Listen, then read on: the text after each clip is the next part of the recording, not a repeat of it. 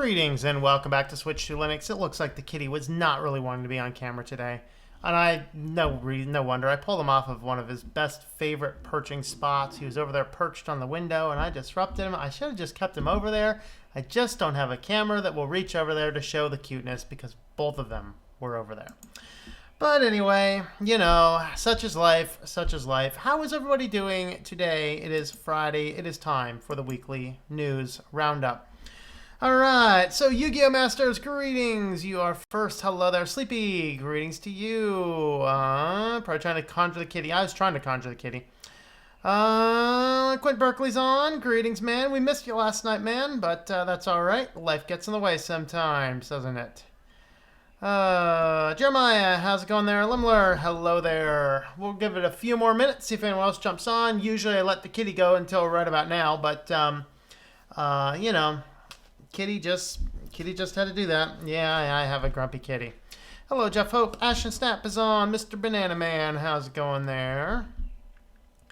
All right, we got 11 folks on. Should we get started in some of this insanity? Before we start, I mean, think about this, guys. We know software as a service. We know that Windows is moving from an operating system to a software as a service. We got subscription services.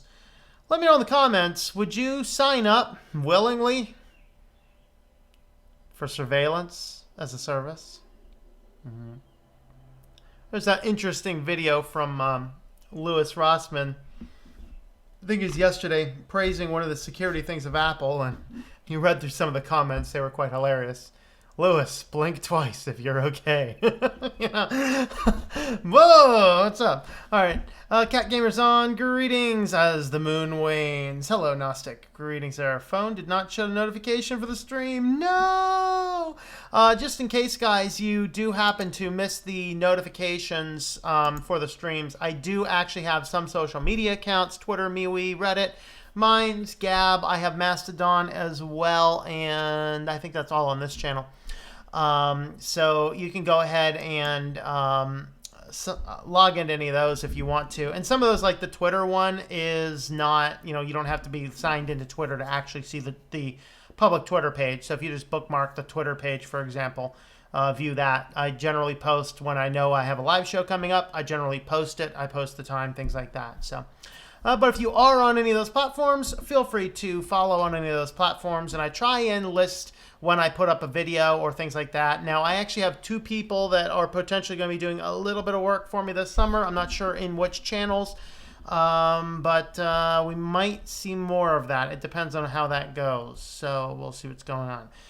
Pizza, how's it going there? Pizza, pizza. Everyone say pizza, pizza. All right.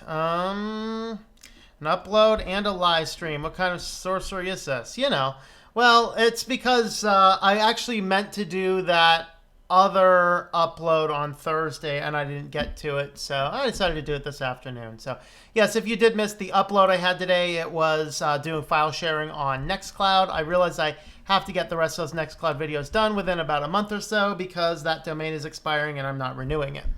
So expect some more Nextcloud videos, and then maybe I'll get ambitious and move into Cubes 4 next. I really kind of want to do that. All right, let's go ahead and get started on the privacy news. Let me get myself all set up here. Where am I? Where am I? Where am I? There you are. Welcome back to Switch to Linux. This is the privacy edition of Weekly News Roundup. These are recorded live 9 o'clock p.m. Eastern Standard Time on Fridays. You can catch the live show there, interact with all the comments, or just catch these little clips here. So the first part is brought to us by my affiliate Norton, not Norton, bad, NordVPN. Wow, I messed that up. Anyway, NordVPN is a great VPN if you are looking for a VPN that accepts cryptocurrencies that is outside of the Five Eyes that you only need an email address to sign up for. You can follow my link there, sign up for Nord. You can get 3 years of access for $107. This will grant you up to 6 simultaneous devices, so you can attach your main computer, your laptop, your phones, any other weird and random devices you might have that need a VPN connected to it. So with that, and actually these guys were just featured as being one of the, if not the top VPN in the world right now. So keep that in mind. And now on to the privacy news. Very slow week in privacy news. I only have 3 articles, but oh man, are they going to get some reaction? Oh boy, oh boy. They still have not brought me my second fire extinguisher yet, so it could be crazy, but let's see what goes on here. First, this one actually was just sent to me by my friend today, if you're watching, Patrick. Thank you. Review, Google Chrome has become surveillance software. It's time to switch. Now, a couple factors about this. This was released today. This isn't news. We've all known this. And they do talk about some things in here that I did want to address, just in case you're unaware of it, so that you know what's going on. So what these guys did is they used Chrome for 1 week and found 11,000 tracker cookies. Now, what caused the major change? And we've talked about this before. I can't remember if we talked about it on the news, but we've definitely talked about it on the channel at some point in time. There was a change to the Chromium core. So this affects Chromium, this affects Chrome. Probably does not affect de-Googled Chromium, but I don't know. So they made a change in just a couple versions back that if you signed into any Google service, it automatically signed you into the browser. Now, there's some history here. Flash, as you guys all know, sucks. It sucked back then, but we didn't have a better way to do it. It doubly sucks now because of a better way of doing all this stuff, and Flash still limps on like this zombie out of the way. My tinfoil hat conspiracy for why Flash is still around after so many people thought it was completely dead is because Flash allows you to store about, it's like 10,000 more data points and cookies than your browser does. This gives rise to zombie cookies where you delete all your cookies and then they automatically appear again. It's because they're calling Flash and Flash will re-import the cookies back in. So unless you've deleted the cookies from Flash as well as your browser, they don't actually delete. And so what was going on here is that for a while, of course, cookies are something we can all control on our computers, right? We can get onto our browser. We can set it to not accept cookies. We can set it to accept cookies and delete them upon browser close, all these types of options. Now, what Google just did, and it's also a tinfoil conspiracy, I haven't proved it yet or looked into it, but Microsoft is also moving to the Chromium base. What if Microsoft is doing the same thing? If you're on their new Edge and you sign into a Microsoft account, what if it automatically signs you in? I don't know. If you're using Edge, please let me know if that's true or not. I would love to know that piece of information.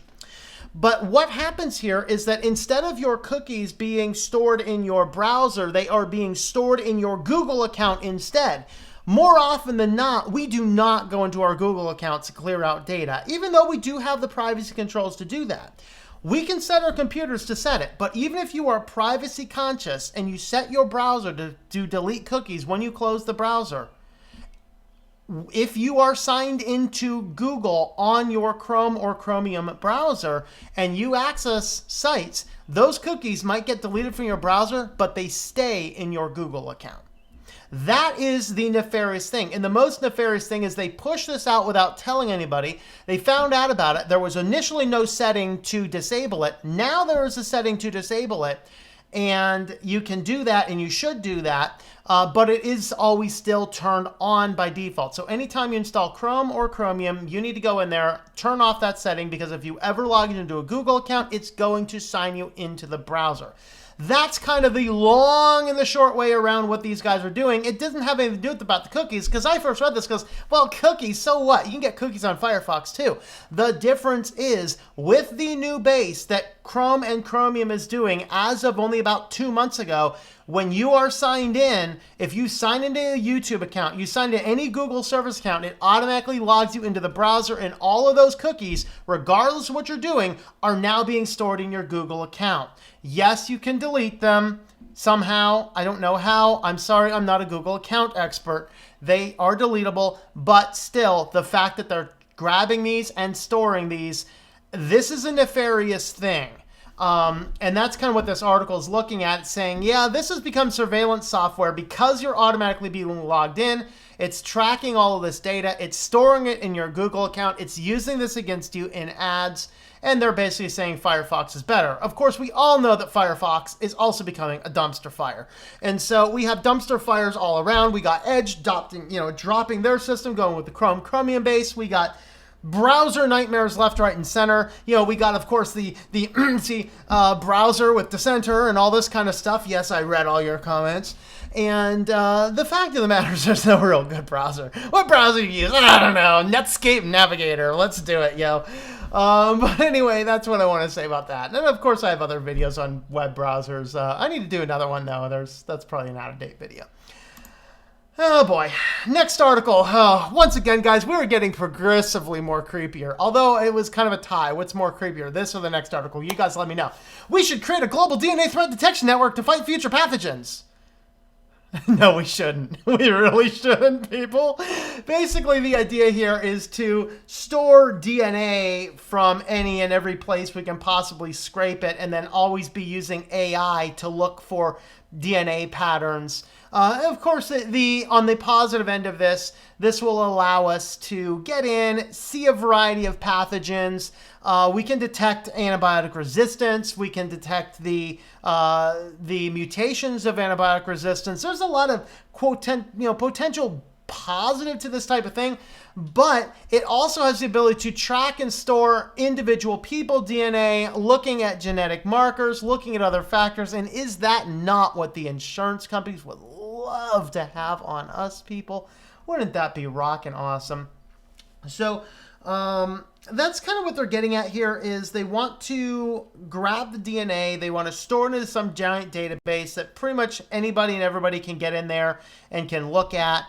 And so at the same time, oh man, this is just frightening. And so the biggest issues a lot of people are calling for, of course, is the fact that, yeah, while their intention is to look at variety of pathogens, nothing is going to stop them from using the exact same technology. Of course, you pick up some pathogens. Oh, somebody spit some gum on the sidewalk. Let's pick up the gum off the sidewalk. Let's see what pathogens are on there. Oh, we got this other DNA too. Oh, I'll throw that in the database as well. It might be useful information. And so this is kind of some frightening stuff. I'd rather take a little bit of the risk and not have this giant database, because of what else it can produce. So let me know, guys. Do you think that we should have a national or international pathogen database of DNA? Let me know. And on to our feature story for the day. Yes, surveillance as a service. Amazon, of course, is releasing these new Prime drones, and they're going to go around, and they're going to be, our skies are just going to be completely full of, think of how many people buy stuff on Amazon. These drones will be going left, right, and center. It'd be like raining Amazon packages. What happens if you're walking on the street and one of these things drops a package and it falls on you? Do I get to take it home and keep it? That'd be fun. All right. So anyway, they're having all of these drones going out to deliver stuff, but what do the drones do when they're on their way back, when they're just out patrolling? Oh, wait, did we say patrolling? What do these drones do when they're not delivering packages? Well, a new patent suggests Amazon could be looking at a way to spy on your house instead. Or, I don't know, maybe spy on your ex's house that you might have a restraining order against. I don't know. There's some nefarious purposes for this. If this starts to go through, I might move back to Colorado where drone hunting is legal. You fly one of these Amazon drones near my house, I'll be doing some shotgun hunting for Amazon drones in my backyard, buddy. Keep your drones away from my house. But the fact is, they're trying to sell this as a service to you. You buy this as a service to have the Amazon drones fly by. Oh, we're in the vicinity of Switch to Linux's house. Let's go over and take some pictures. No! 1,000 times no! We don't need drones flying around staring in our windows! We don't need drones! We don't need surveillance as a service to fly around and keep tabs on us all. Ooh, of course, Amazon has built privacy directly into this thing. There's going to be things where the camera can't look at your neighbors' houses. Yeah, we believe you, Amazon. We believe you all the way. And of course, what type of address verification? Maybe you have to have an address how do you even necessarily verify that? How do I know I'm not putting in the address of the guy that I'm stalking and I'm getting regular pictures courtesy of Amazon's flyby surveillance as a service? I mean, what is this? What is this? Stalkers as a service? Amazon's now selling stalkers as a service. Oh, that's kind of creepy. Yeah, we need to reinforce that drone hunting, put that back into place, because if I look out my window someday or night, I see one of these things looking back in, you better believe that thing is getting shot out of the sky, man. I'm telling you. What do you guys think? Would you sign up for surveillance as a service? Let me know in the comments down below.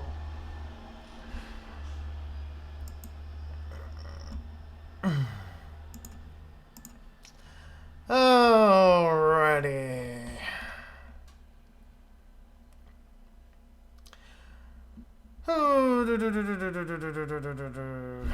Alright. Zasa. Fire extinguishers at the ready. Hello, K2610. Greetings. Yeah, Norton antivirus can die. Yeah. I had Norton 360 on my computer one year. Ugh. Somebody gave it to me.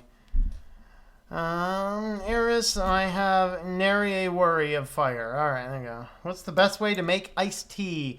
My best way to do iced tea, I do just get a pitcher and fill up with water. I use reverse osmosis water because that's what I use for everything. I do 3 tea bags. And just do a standard orange pekoe or a black tea or something, and I just leave that on the counter overnight. Of course, you can do sun tea in a glass jar, leave it in the sun. But the best way, in my opinion, is soaking it overnight or the sun tea method. Either of those is really makes some really good iced tea. Of course, I'm not a fan of green tea. There's some good health benefits to it. So if I do green tea, I do 2 green tea bags, and my preference is ginger peach. So 2 green tea bags and 1 ginger peach tea bag. And that's what I make green tea with. Yeah, they want Google Chrome to be a monopoly so you can have all your data. Yep. It's my preferred text editor.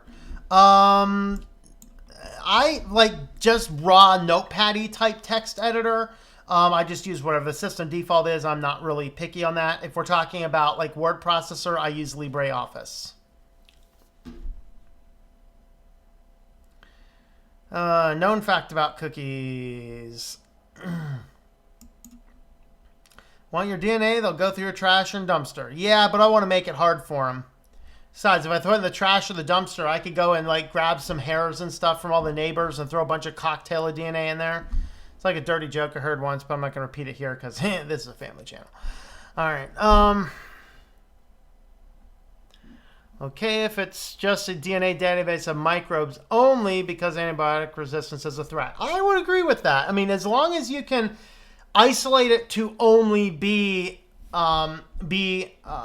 microbes, but yeah, good luck with that. What's frozen? What froze? Oh, it froze when he was on fire for me? Oh no. I was cold. I was not cold, I'll tell you that, man. Must be a frozen pizza. Ooh. Add Wi-Fi to them and hack into everyone's network too. Data galore. There you go. Solution. Live in a bunker. Have the entrance connected to the network of tunnels that leads to multiple secure locations only you have access to. All right. Hey, Kitson just got the notification. Well, welcome, Kitson. SCS Tech says no. All right. No, not at all. Not around to live bullets, Tom, but some techie gun that will drop the drone. You know, I mean, I would settle for an EMP cannon. I mean, let's just do an EMP. Ah, there's a drone. EMP cannon. Boom. All right, always awesome commentaries. Thank you, man. I appreciate that. If you make tea using carbonated water, add sugar. Is it? No, it won't work. I've actually done carbonated tea. I mean, that's the advantage of having my own carbonation tank. That's not a crappy SodaStream thing.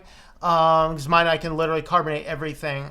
You generally want to make the tea first. You want to sweeten it first, and then you want to carbonate it afterwards. If you try and make tea with carbonated water, there's not going to be any carbonation in it by the time you get the tea out. It's a chemistry thing, right? What happens when you have a gas dissolved inside of a liquid? The higher the liquid gets, the faster the gas boils out of it. Of course, you need to let it sit for a long time to make the tea. But if you make the tea, sweeten it up, and then carbonate it, yes, you actually do have an interesting soda in that respect. I've actually done that before. We did that with like half and half tea lemonade stuff. It's pretty cool. If I ever see one of these things near me, I'll get shot from this guy for sure. I just made hot tea, then I put it in a cup completely full of ice. There you go. That works too. Yeah. Dad boils it and puts it in the fridge to cool. All right, that's another method. Yep, there's a lot of ways to make iced tea. It's kind of like, though, if you ever do cold coffee, brew cold coffee. So you would basically get your container, whatever you're doing. And like you could do it. I haven't done it since I've been doing French pressing. I should try that. Basically, you just leave the coffee beans and just leave it sit overnight. And in the morning, it's just this amazing coffee.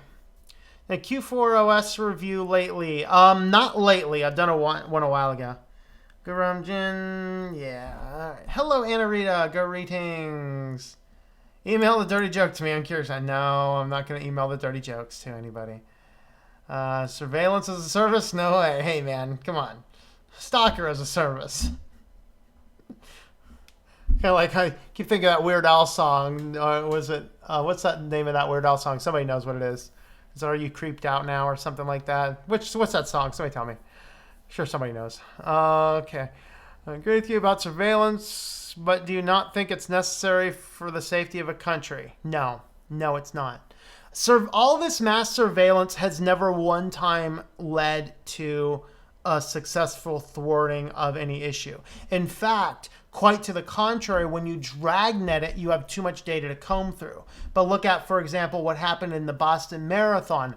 We were specifically warned about that particular person. We just kept on scraping up data. We had too much stuff to work with.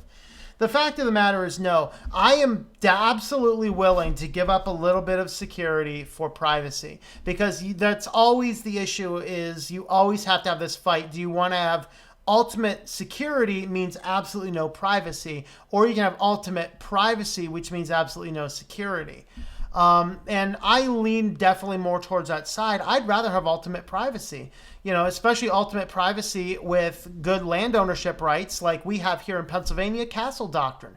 Somebody breaks into my house, I have the legal right to shoot them. That's it.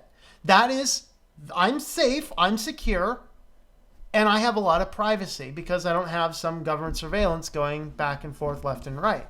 So I am absolutely willing to give that up. No, I do not want surveillance. Surveillance always leads to bad things. Surveillance is what happens right before the revolution has killed off half the population of your country. Every time. SodaStream exploded when you tried to carbonate tea. Yeah, you need to get a real carbonation system. SodaStream it will do bad things. SodaStream, the problem with a SodaStream is it will only allow you to carbonate that water. Anything more than carbonating just that water, it will not work. It will cause some issues. But my system, I can create what I'm doing and then carbonate it. So, tea is the one that comes from a store, easy and simple. There you go. So you're making your own EMPs, yep. Carbonation is a gas, is it carbon? It's carbonic acid. Carbonation is carbonic acid. H2CO3. Yes. So basically what you have is, it's when you have carbonic acid inside of water, it actually is involved in a constant equilibrium between CO2 and water, and then they'll come together. So that's why soda is also acidic. Of course, they also put phosphoric acid in soda. But it's acidic because it's actually, when you put carbon dioxide in water, it formulates carbonic acid. Yes. So it is a gas. Hottest summers in Seattle's ever had. Ice beverages. Help get through it. All right, man. Difference between data and information. Difference between data and information. That's a good one.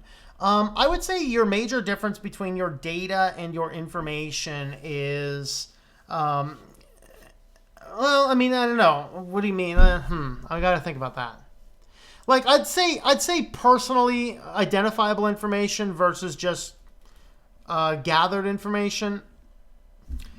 So, like, your smart city model gathers a whole lot of information, but it doesn't gather about who the people actually are.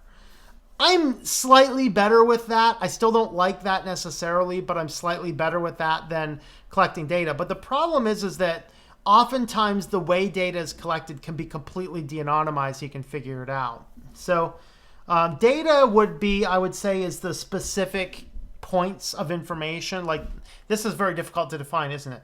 The data, I would say, is the very specific pieces of, I can't use that word. Very specific facts. The name, the address, the location, the place. I would call that data. Information would be like the large grouping, numbers of people over here, speeds of people over here. I would kind of split it out like that, but I don't know. Give up freedom for security and you will get neither. Yes, as Ben Franklin said. Yes. Privacy is part of security too, so security, so it's security at the cost of security.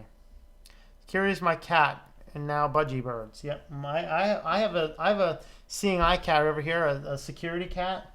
You should hear him wail. It's like that scene, if you guys remember that scene in Harry Potter. You know, they get into the town and the cat alarms go off. You know, that's what my cats sound like. So I have an early warning system in the kitties. If you want ultimate privacy and security, don't connect to the internet, and make sure you're using a Mac without USB ports.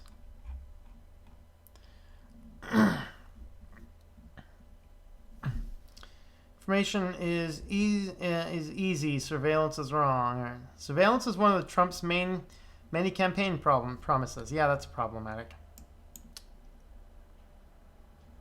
Only 72?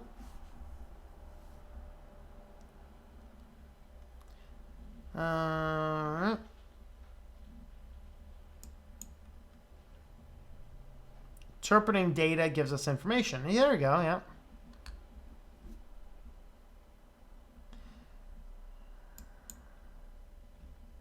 Give me liberty or give me death. Yeah, there you go.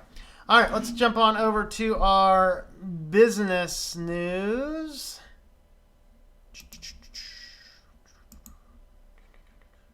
Where's my business? There we are. None of your business. Welcome back to Switch to Linux. This is the business section of the news, brought to us by A2 Hosting. This is the hosting company that I'm using for myself, for my clients. I'm using everything on a VPS. I'm hosting about 30 or 40 or so websites on that. I also host my Nextcloud server, my email servers, just a whole lot of different cool things. I'm even testing an interesting online book server, all done on an A2 hosting server. So you can get shared services as low as $4 a month, and you can get VPS as low as $5 a month, although if you do want cPanel, you're going to be paying quite a bit more. But anyway, you can use the affiliate link that is on the screen or in the description down below if you are in need of a website for your business. And with that, let's jump on into the news. And first, sign up for the newsletter. No, thank you. No. See, this is why people run ad blockers. Can I please collapse? No, I don't want to load your crap. All right.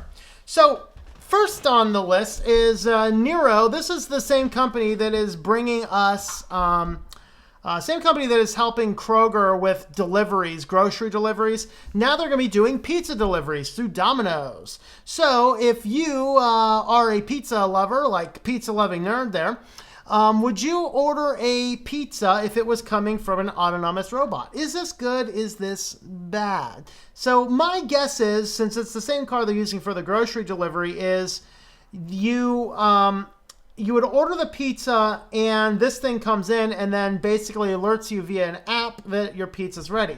Now, I have a lot of issues with this personally in this implementation. Now, there's some models that some of the companies are experimenting with, like a mobile pizza bakery. You know, you're going around, it has all the stuff to make, I don't know, 100 pizzas. driving around kind of like an Uber or whatever, waiting for the pizza call, and then it goes en route. They throw the pizza stuff in, and by the time it hits your door, the pizza, ding, comes right out of the oven, so it comes right out of the oven directly to you. The concern I have with this is it looks from this like, unless there's one pizza delivery per car, they're stacking more people, and this means random strangers could potentially be coming in here and looking through all the pies, see which one's theirs. Oh boy, can you imagine this? Oh, this one's not mine. Boom. This one's not mine. Boom. This one's not mine. Boom. This one's not mine. Boom. Oh, this one's mine. All right, you know. Kind of like that old, there's an old Dennis Waitley talk, you know, he's talking about, you know, we talk about the good old days when we all used to share a single bathtub with a single pool of water. We were last in line and our uncle was a pig farmer, you know. So anyway, would you guys want this? Now, of course, if it's just I order my pizza and then this one single robot comes exclusive to me, I don't know, I might think about that. So it got me thinking this week. Would you rather have an autonomous robot or an employee of the pizza shop in the pizza delivery guy or a random guy through an Uber Eats app? Which one would be your preference if you were to phone in for a pie? Let me know in the comments or on the live chat, whatever it happens to be.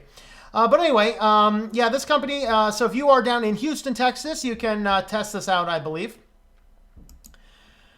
All right, next in business news. Apparently there's been a lot of these. Oh, I must enable DRM to play videos. Well, I don't want to enable DRM, sorry.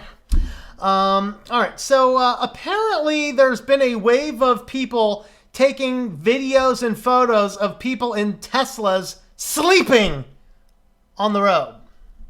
So here's this brief video here. You can kind of see this guy over here. He is just asleep at the wheel. You can kind of see him go, get closer, get closer, get closer, get closer. Oh, come on. I think they're going to zoom back into him again. Let's see. Oh, yeah, guy's asleep at the wheel. All right. So this is, of course, from ABC7, and they're kind of reporting. So they've actually had a number of these. So the person that caught the video called 911 when they saw the sleepy driver. He said the driver was still passed out when he took the 110 exit, 110 freeway exit. People are questioning, as more people are drive using autopilot, how do you keep them from dozing and driving? And this raises an interesting issue that the problem here is that Tesla is calling this autopilot. The same thing that in a plane will actually fly a plane, but it will not drive a car. And so many people are thinking about this. At what point in time do we have to hold Tesla accountable if one of these guys were to have a car crash? And it's going to happen. Of course, there were already documented cases of autopilot being on during fatal car accidents. In those instances that I know of, they've all been Tesla only, usually like a Tesla ramming into the back of their fire engine or median divider, their favorite two things to run full force into. But at what point in time do we need to hold Tesla liable for the fact that a whole lot of their customers are apparently sleeping at the wheel, driving down the road on the interstate? This is not okay. And this is something that I don't like government regulation, but someone needs to look into this crap because holy moly. The last thing I want, in fact, it was a funny story today. I was pulling out of a store downtown today, and a fire truck comes by, and the first thought that came to my mind, I hope there's not a Tesla behind that thing. I mean, literally, true story. But anyway, oh, this is neat. This is neat. Google has their heart began to bleed. Google has a bleeding heart. They're going to pledge $1 billion to ease the Silicon Valley housing crisis it helped to create. Yeah, they want to be a better neighbor. Why don't we start by sending some street cleaners out to clean up the pooies?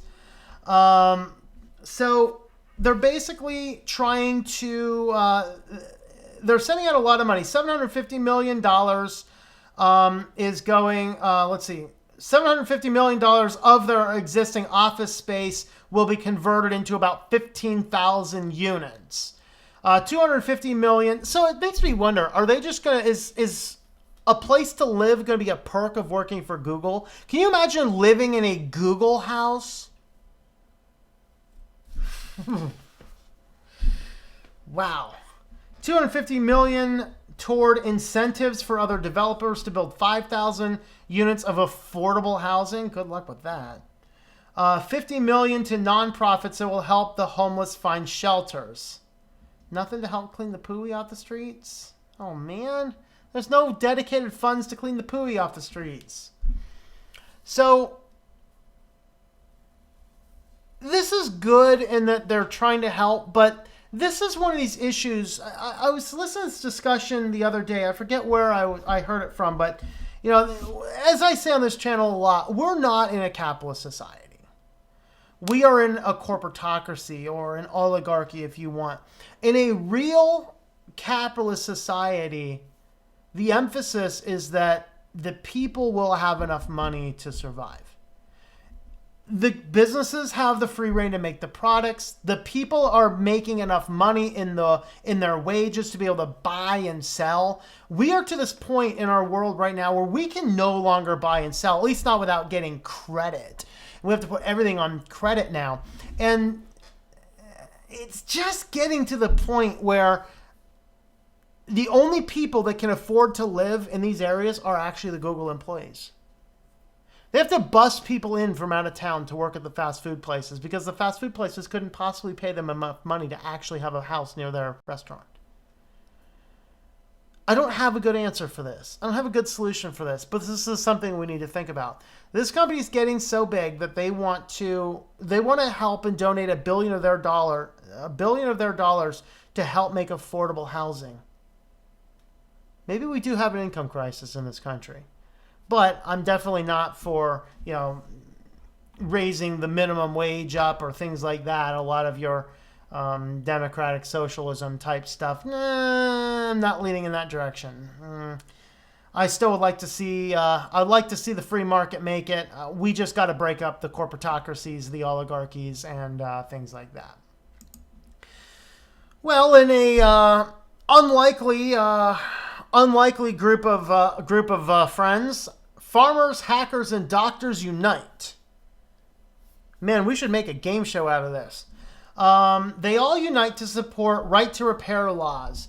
And so, of course, if you're in this world, you mostly know this from, you know, iFixit, Louis Rossmann, you know, the iPhone tech, the phone tech, the ability to fix our phones. Louis Rossmann lobbies for this stuff a lot, which is good. But what you may not be aware of if you don't follow, if you're like in the tech world, and that's kind of where you want to stay is in the tech world, one of the challenges we have here is that the farmers, right? Farmers are being locked down by DRM. So you buy for like $500,000. In fact, I love the way they worded it. I think it's on page 2. I love the way they worded it. For about $500,000, you can buy a brand new Rolls-Royce Phantom with all the bells and whistles, or the base model John Deere Combine. So for $500,000, you can buy your baseline model for your farm. The problem is, by buying that, you are agreeing to these giant binding arbitration and terms of service that will prevent you from fixing your own tractor. Now, it is now legal for a farmer to actually hire a hacker to come and bypass the software of their own device. That is actually now legal. Which is good. All right. But the problem is that they're still not releasing the manuals. They're still not releasing the parts. And that's what the right to repair is all about, is releasing the manuals and releasing the parts. So when a farmer drops $500,000 on a tractor and he needs to get it fixed, he has options other than going back to you. And that is really what's at the heart of this. And of course, doctors and hospitals are now starting to get in on this because of some of the medical devices and things like that. And the reality is, the right to repair guys come back and keep on saying, or not, the companies that are against the right to repair lobby, I should say, they're coming back and saying, well, this will make things more dangerous. This will potentially breach security. This will be a problem. The fact of the matter is, though, is that a car has all of the same danger implications, but we have solid laws on the books that make diagnostics manuals available. It makes parts available in any auto parts store. We have the ability to go out and fix our car. or hire the mechanic that we want to fix our car. All the right to repair people are saying is we need to have that on everything. And I agree, because if I paid money for a computer or a phone or a tractor or a defibrillator, I need to be able to fix that. That thing needs to be mine. I need to own that, and I need to be able to fix that if I want to. I need to be able to modify that if I want to. That's what I think we should do. And on to our feature story for today. Facebook moderators are going crazy. So, bodies in seats. I love the drama here. So basically what goes on here is several contractors are breaking their NDAs, basically opening themselves up to lawsuits to show the world how bad it is to work as a Facebook content moderator. All right. So story contains descriptions of violent acts against people and animals. Yeah, be warned. I'm going to try not to read many of those. The link is in the description. You can grab this if you would like to read all those fine details yourself. But the basic bottom line is these content moderators, first of all, they have to meet a 98% accuracy quota. That's insane. All right. And in many cases, there were situations where something should have come down, but their bosses said, oh no, you need to leave that up so that the police can find it and track it down. And then he said that this graphic video, which unfortunately I read about, kept on showing up in his feed over and over and over. And ultimately, I think they were only paying these people like $28,000 a year, $24,000 a year is minimum wage.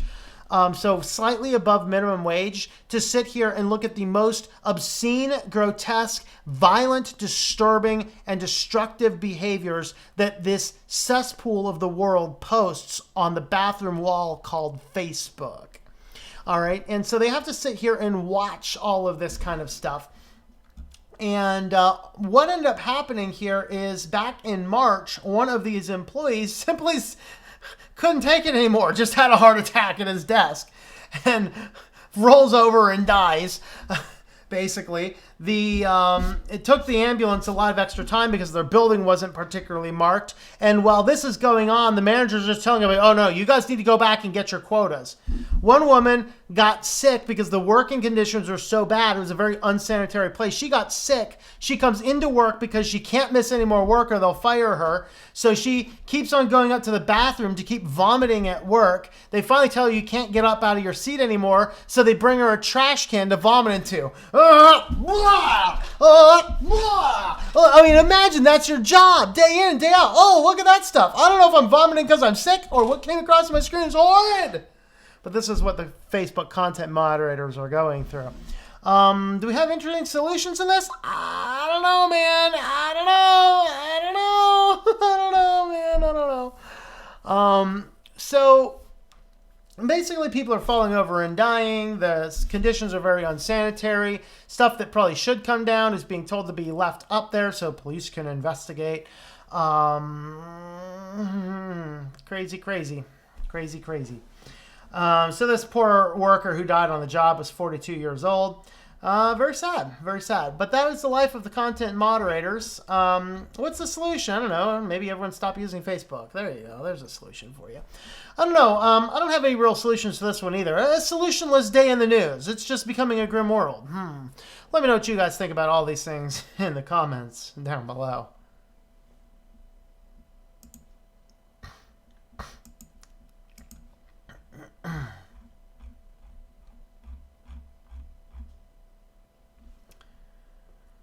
Oh, it's considered 60 is considered hot in Seattle? Man, that's nice.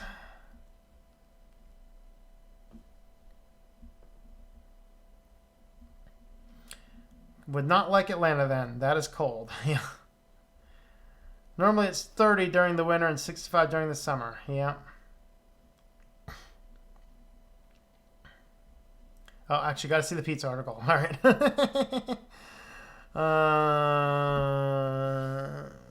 We do good food, good wine, spectacular summer weather and beaches, though, and friendly people, though probably not as friendly as Canadians. Hey? All right. Just leaves just as there is a story on pizza delivery. Oh no, he's back. He's back. He'll be leaving though. See ya, pizza, if you're not here anymore. All right. Not want an app to alert me about my pizza delivery. Yeah, I go to the store and buy it. Order pizza from self-driving car if I don't have to tip it. Yeah, there you go. LOL, pizza spit. Atlanta, it's 50 in the winter, 90 in the summer. Yeah. I do not want to share any roads with driverless vehicles doing anything. There you go. Give them their own driverless vehicle lanes. There you go. Just to make things clear, I was eating, so my hands were busy when you are presented with something new. That's information when you know/have something. That is data. All right. Store employee is local and accountable. I agree to that. And that's why I'm tossed up. I definitely have the robot and the store employee above the random Uber Eats guy, for sure. As far as what I prefer, the robot or the pizza delivery guy, I don't know. I honestly don't know. Guy hired by a pizza place. At least they're somewhat responsible. Yep. Make your own pizza. Yes, I do have.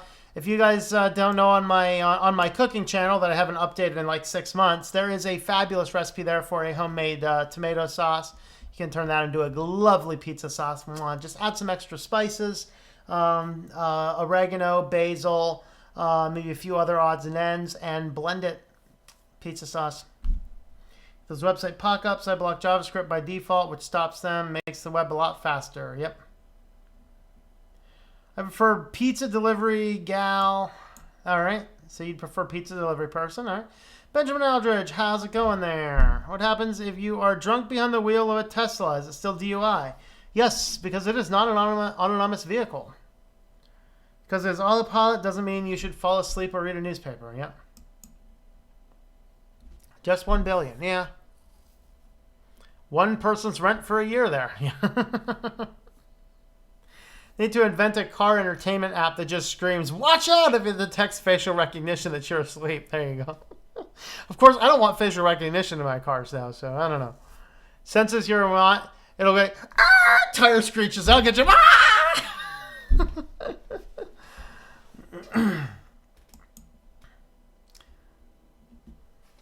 More like poking a stick to wake you up, yeah. So the people who work for the Googleplex can afford local housing. Yeah, just some of them. Allow people to make their own adult decisions and suffer the consequences, yeah. Face slapping mechanism, there you go. Free market is expensive, yeah.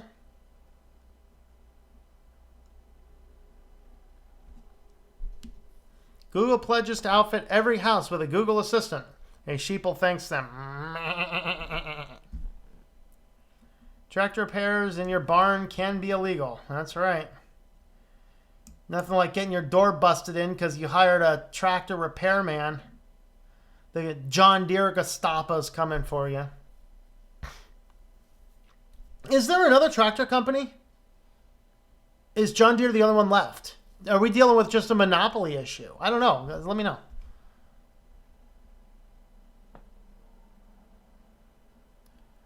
You should be left in the free market to solve crime, murders, passion, etc. Personal responsibility is a requirement for any sane society. Yeah. But we're not in a sane society. I mean, our society is totally messed up.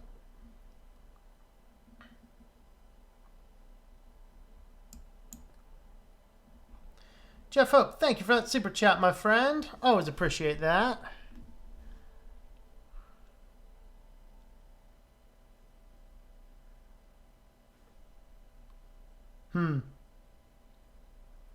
Late again. All right, that's all right. Bathroom wall is an app description. Yep. Think workers need to find another job. Yeah, health comes first. Sometimes so it's like, I mean, what's better? Complete unemployment or that? I don't know. I've had some pretty bad jobs before, but none that bad. Stop using Facebook. It's easier than you think. Yes, absolutely. Thank you again for that, Jeff. Hunter, how's it going there, Hunter? Greetings.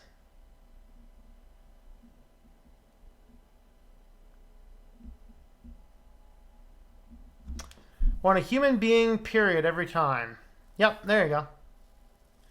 Reading a newspaper does not make one important. Many Italian restaurantes puts butter in their tomato sauce, which makes it delicious. Maybe I should put some butter in my tomato sauce. I'll give that a try. That sounds fun. Gabuntu is the other one. I think Cat may still be around. Well, I can tell you that Cat is still around. There he is. He's like, dude, what are you doing? What is this? What is this voodoo thing stealing my soul? There's a voodoo thing stealing my soul. Oh, now he's going to get cute on us. Look at that. You getting cute? You getting cute for everyone? Oh, you're going to roll around. Yeah. Oh, you want to come up now? Now you want to come up. All right, you can come on. Come on, kitty. Come on. Same problem with mainstream media here. They're just designed to polarize and outrage. Yep. And that's the thing is, I mean, I don't watch any of their mainstream news anymore. So, you know, it's like I feel so much better just stopping all of that mainstream news stuff. That is the best thing you can do for your health. Oh, kitty, please leave my camera alone. We all appreciate your cuteness, but please leave my camera alone. I got a Death Panther, everyone. Yay. New Holland. All right, New Holland. All right. Everyone go buy New Holland. Unless they're as evil as John Deere. Then, if they are, someone make a new tractor company that's not evil.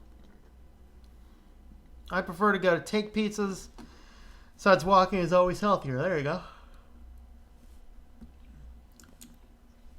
Should now consider I live besides a bunch of farm fields, but it does seem like John Deere has a monopoly. Yeah. All right. Well, we have a couple of, I'm not sure to put this in. Yeah, we're going to put this one into security, I think. Although I think our first article is probably a slightly more sillyville, but, you know, whatever. All right, so Samsung asks users to please virus scan their TVs. Great. We live in that world now. Good. Now, there's a little bit of controversy surrounding this because the virus scanner is only one virus scanner. There's a single virus scanner by McLaffey. Yes, McLaffey. That is what I call it. McLaffey Security for TV. And so the question is there actually some legitimate threats on your Samsung smart TVs? Or is this just a branding deal with McLaffey to get the McLaffey brand popularly placed into people's heads? What is on your TV that McLaffey's going to find and remove? I mean, sure, we know the cryptocurrency stuff gets on there and other hacking stuff gets on there. I am not saying a TV cannot be hacked. In fact, this is why I want to keep my TV off the internet. But it just seems weird to have only one antivirus, and it's McLaffey that doesn't seem to know what is going on. So this is what they say here in this Ars Technical article. Does Samsung believe there's a real danger of malware infection on its smart TVs? Obviously, any computer device with a random access storage can run malicious code. When it comes to consumer devices that with almost no access to attack surfaces, though, the question becomes one of vector. It seems extremely unlikely that Samsung is worried about some neighborhood black cat wandering into your living room and rooting your TV by pressing buttons on the remote.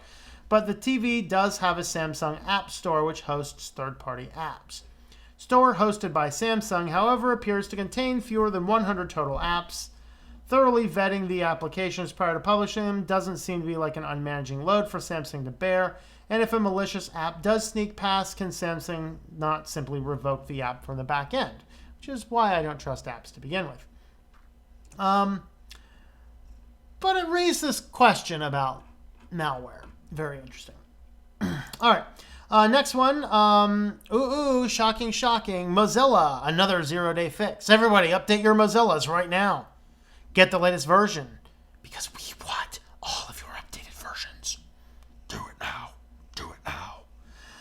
Apparently, there is a 0-day that has been found abused in the wild with Mozilla, and if you upgrade to 67.0.3 or later, you will be mitigated against this. So basically, it occurs when manipulating JavaScript objects due to an array.pop,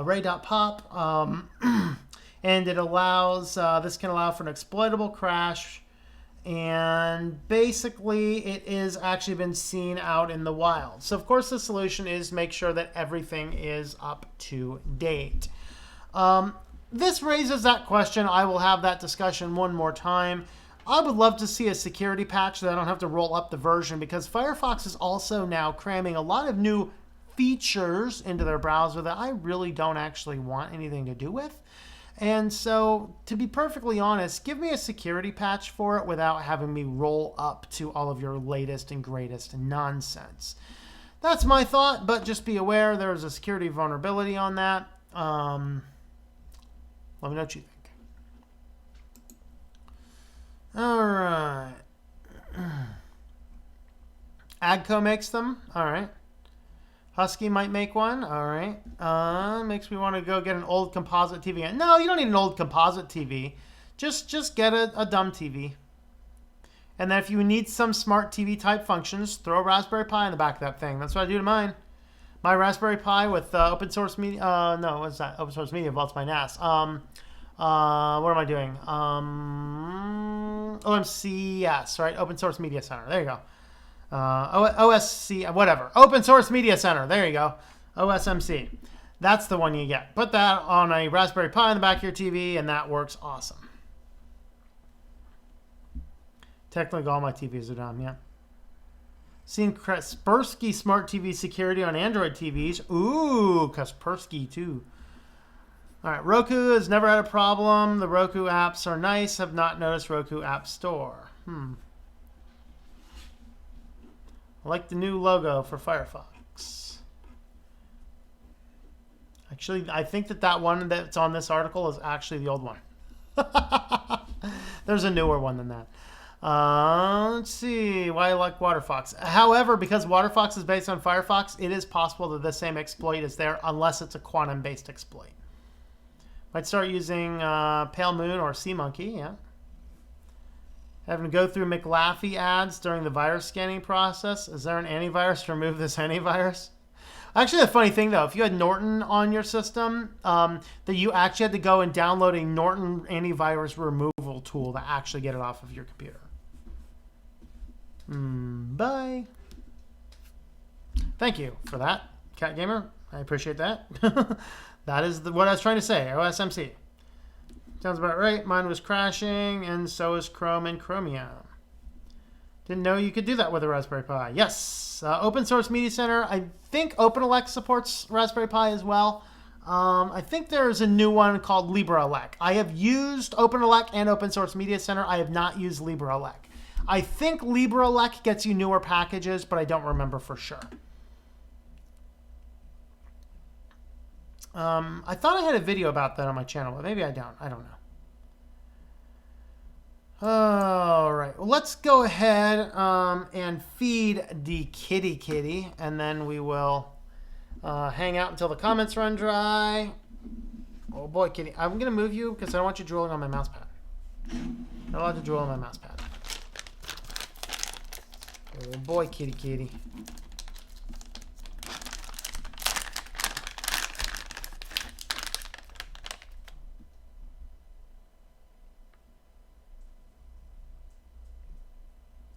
Oh boy, Houston, we might have a double catter.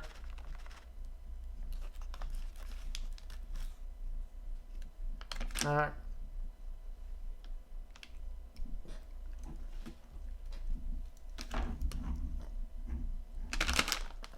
Please don't knock my camera over, Kitty. Guys, we have it. It is a rare thing, but we actually have a double catter.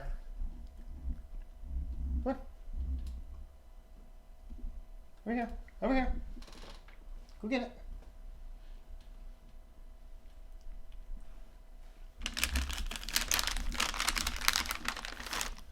There you go. And let's get one more for this one down here. Oh, where's the kitty? There's the kitty. Yeah.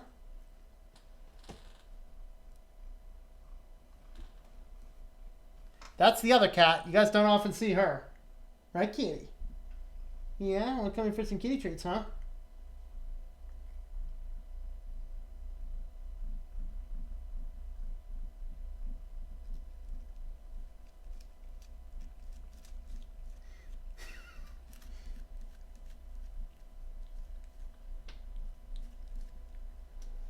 And now we got this guy over here. He's over here licking the package. Are the finger looking good? Oh, they are finger looking good.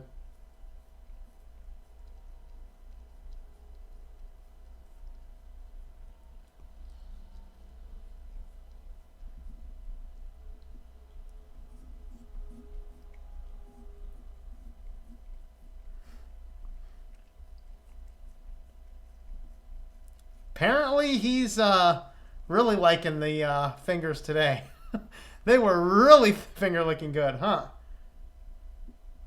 Yeah, how about you, huh? Yeah.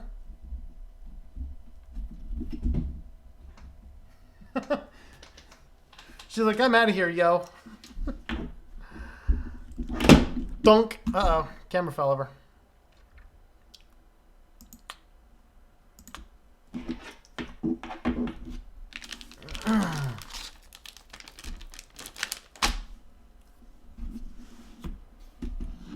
All right, let's see. Be safe, youngins. Be safe, youngins. That's right, man. All right, thanks for the security news. Good night. Good night, Ouroboros. Kitty needs to go on a diet. Yes, yes, yes. Reading the new book, and it's amazing. Love the point of view and perspectives. Awesome. Very cool. Well, thank you, Anna Rita. Always appreciate that. So she's talking about the book called Happy Holidays. Let me pull it up for you guys.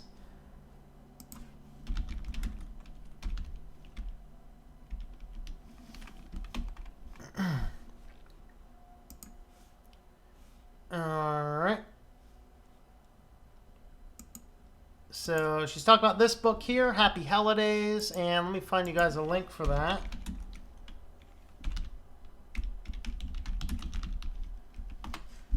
I still have my linking system built in over here.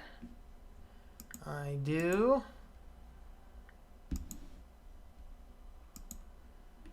So this book tracks the origin of the various holidays. Kindle and paperback. The $2.99 Kindle price is good until July 1st. Price goes up to $6.99 for the ebook after that period of time. So you can pick those up. And it will be rolling out. I think the ebook is pretty much anywhere you can buy ebooks. So just check your favorite ebook store. Print book is starting to roll out to all the different places you can buy a print book. And the audiobook is still in production. So that's the book she's talking about. Yes. A lot of balanced views in determining all that. So that was about 2.5 years of research between two of us. Center browser, replace Firefox with that. Yeah, I'm going to test that out a little bit more on my Arch system. Double the cuteness tonight. That's right.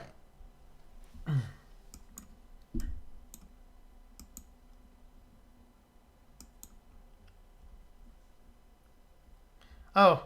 You blocked Cool Dude by accident? Uh-oh. Can I unblock Cool Dude? No, Cool Dude. I was trying to unblock you, Cool Dude. Sorry, man. That's all right. Happens. All right. Adam Ruins Everything. Show True TV. Spoke a bunch of BS about the holidays. Oh, yeah. Adam Ruins Everything has no brain. All right. Is anybody live that we can go raid? If anybody's live. Is Toss on today?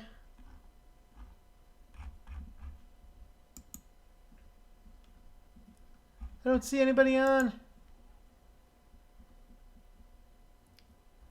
Yeah.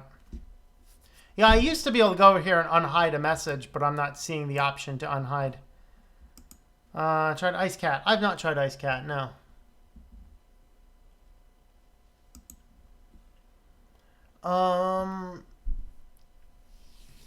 Hello, Craig. How's it going there? We are just wrapping up, my friend. We've hit the bottom of the news. You missed the double catter. I mean, we had 2 cats on the screen at the same time. It was a rare event. It must be like an eclipse or something. I don't know. All right, guys, we will go ahead and wrap this up. So thanks for coming along, and we will catch you guys later.